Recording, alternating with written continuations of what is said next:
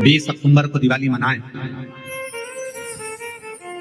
और 20 तारीख को जब आप दीपावली का पर्व मनाएंगे तो 20 तारीख को जब आप दीपावली मनाएं तो इस वर्ष सबको कहूंगा, जितने भी आस्था चैनल पर कथा सुन रहे हैं, जितने फेसबुक यूट्यूब पर कथा श्रवण कर रहे हैं, यदि आपकी जिंदगी में 4 दिन दुकान चल रही है, 4 दिन बंद पड़ी है, व्यापार थोड़े दिन चलता है, थोड़े दिन बंद हो जाता है, आपके विद्रोही, आपके दुश्मन आप पर कहीं ना कहीं से इधर से उधर से वार कर रहे हैं, या आपका लक्ष्य आपको प्राप्त नहीं हो रहा, कोई बहुत मेहनत करता है तो भी लक्ष्य नहीं मिल पा रहा, जहां तक आपको पहुंचना है वहां तक यदि आप नहीं पहुंच पा रहे हैं, तो इस दीपावली पर जब आप 20 तारीख को दीपावली का पर्व मनाएं।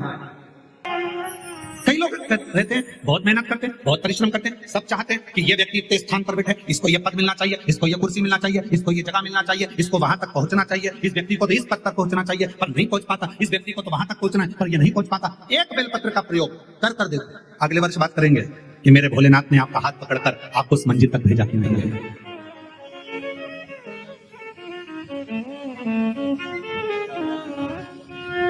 कई व्यापारी, कई किसान कह देते हैं, अरे गुरुजी हमारी फसल पिट गई, अब की बार हमारी जो पिक थी वो पूरी की पूरी पिट गई, हमारा पानी ने बेकार कर दिया, हमारा इसने बेकार कर दिया, हमारा उसने बेकार कर दिया। बेचारा किसान कर्जे में होता चले जाता है, तकलीफ में होता चले जाता है। हम उनसे भी कहेंगे एक बार प्रयोग कर देखिए, एक बेलपत्री का दीपावली की रात्रि को, और अब की बार दीपावली का पर्व 20 अक्टूबर को जो मनाया जा रहा है, 20 अक्टूबर दीपावली पर्व के दिन एक बार प्रयोग कर देखिए कि वो बेलपत्र शिव जी को लगाया हुआ।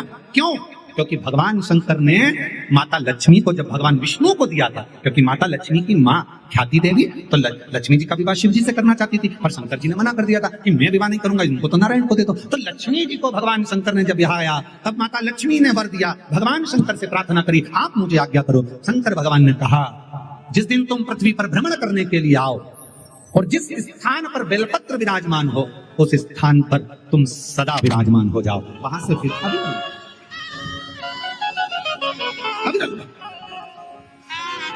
बोलबम का नारा है।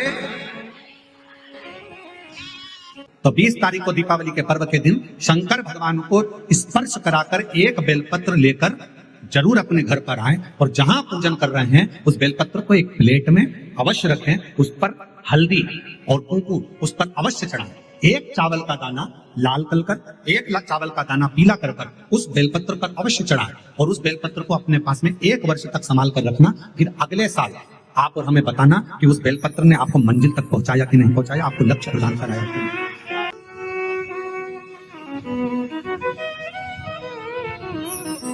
भगवान देवादिदेव महादेव के दरवाजे पर दीप अवश्य। हमारे यहाँ कुबेरेश्वर धाम पर लोग दिवाली मनाने के लिए जब आते हैं, दीपावली पर्व के लिए जब आते हैं, खजाने के लिए जब आते हैं, तो भक्ति के साथ, अविरल भक्ति के साथ शिव तत्व को प्राप्त करने के। और शिव क्या ना दे,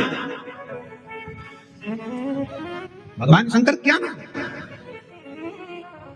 तेरी कृपा बिना ना हिले एक भी मेरी सांस तेरी कृपा से करूं, बखान क्या करूं मैं राखों के ढेर का, चपटी भगोट में खजाना कुबेर का। उसके स्पर्श मात्र राख का हो जाता है, स्पर्श मात्र एक भभूत का हो जाता है, तो वो भस्म भी करोड़ों का धन बन जाता है। वो भस्म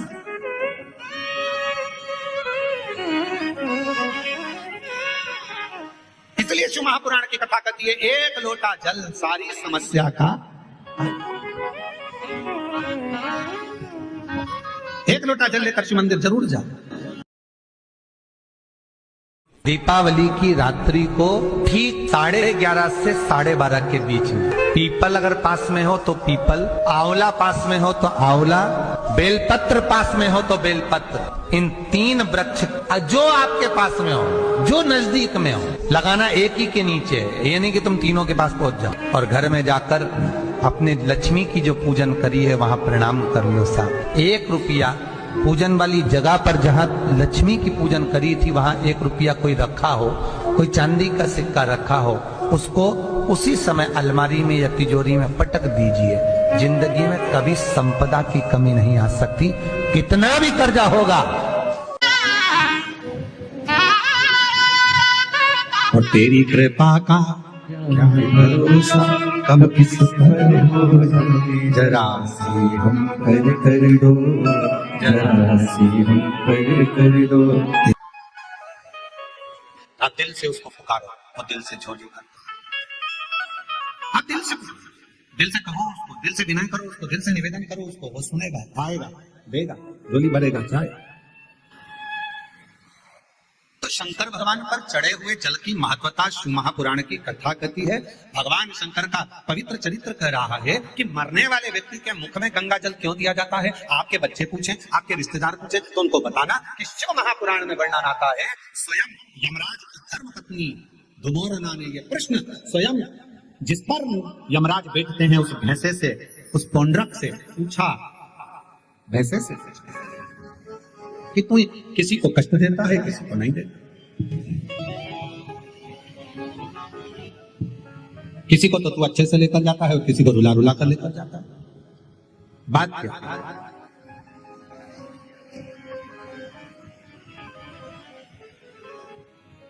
क्या बात है?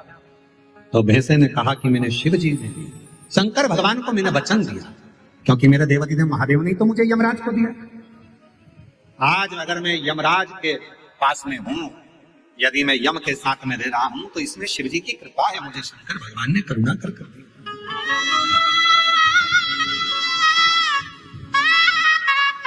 ये शिव की उदारता से मुझे मिला।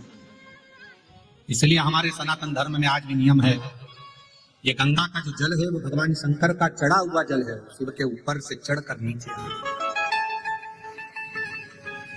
कई लोग हमारा बहुत विरोध जब करते हैं तो विरोध में कह देते हैं कि शिव जी पे चढ़ा हुआ जल मत पियो।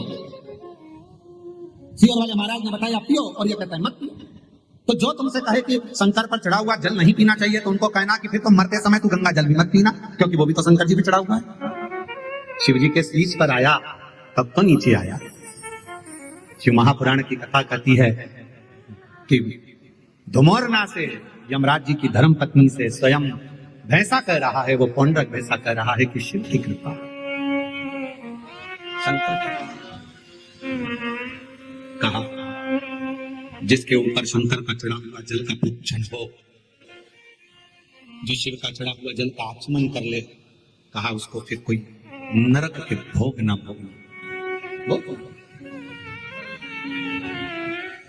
मुख में गंगा जल हो, ब्रज का बंसी बट हो, मुख में गंगा जल हो, ब्रज का बंसी बट हो, मेरा काशी वाला निकट हो, जब प्राण तन से निकले, मेरा काशी वाला निकट हो, जब प्राण तन से निकले।